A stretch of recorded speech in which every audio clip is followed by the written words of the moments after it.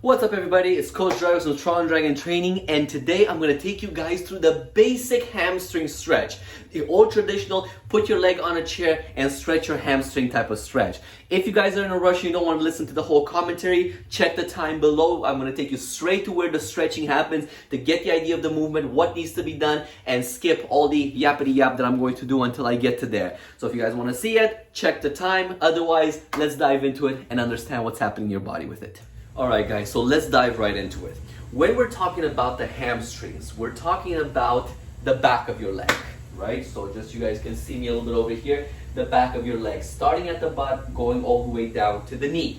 Now, the muscle itself as a whole is made out of three massive, strong, just crazy muscles. They're big, they're long, and they can be super strong if you train them that way. But if you train them the wrong way, then you're gonna have a big problem and imbalance in your hip. But anyways, that's a story for a different video.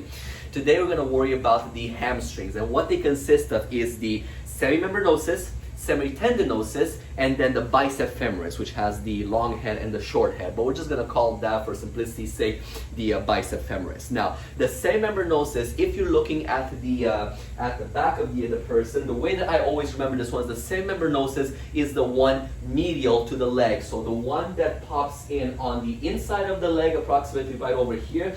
But also the tendinosus, the semitendinosus, almost goes on top of it.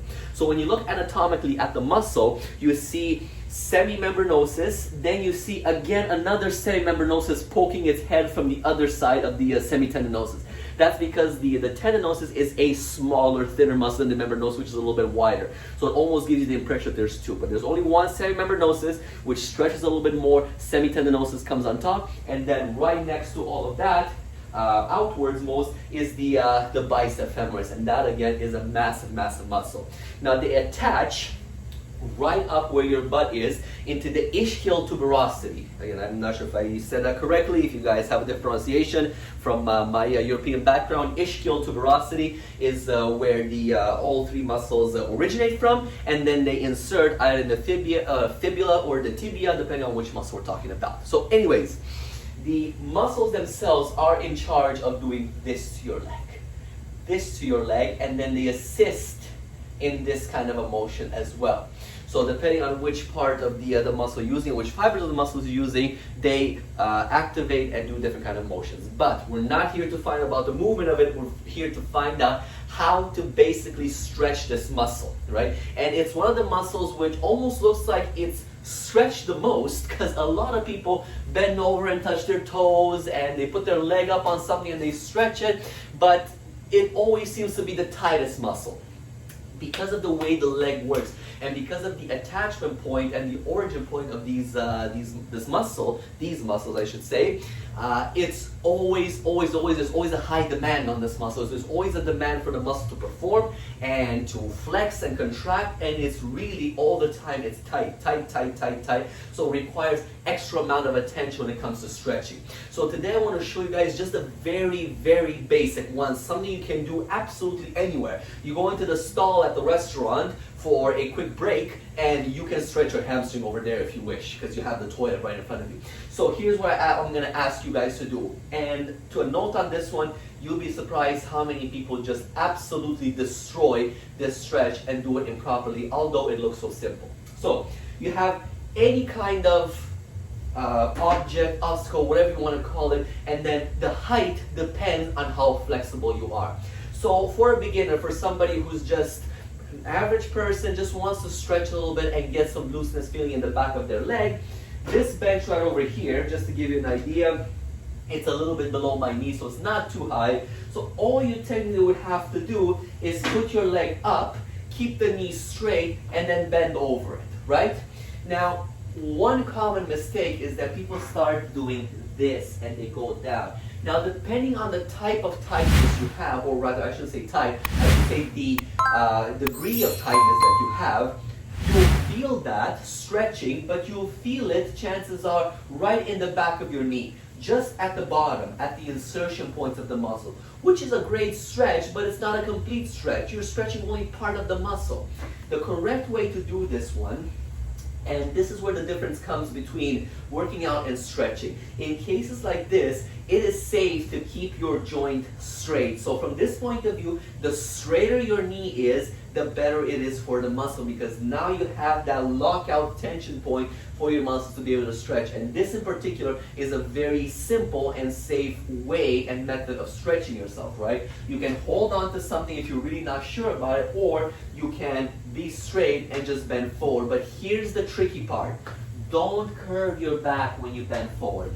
Keep your back straight and bend right at the hips. Keep your chest forward. Now when you do this one, now you're acting on the whole muscle, because if you're looking over here, and no, I'm not just trying to touch my butt for the sake of it, this is approximately, right there, is where the muscles originate, right? This is approximately where the ischial tuberosity is. So if you're bending like this, now you're just going over the leg and putting pressure on the knee, and you're stretching the insertion. Great, but not enough, not good.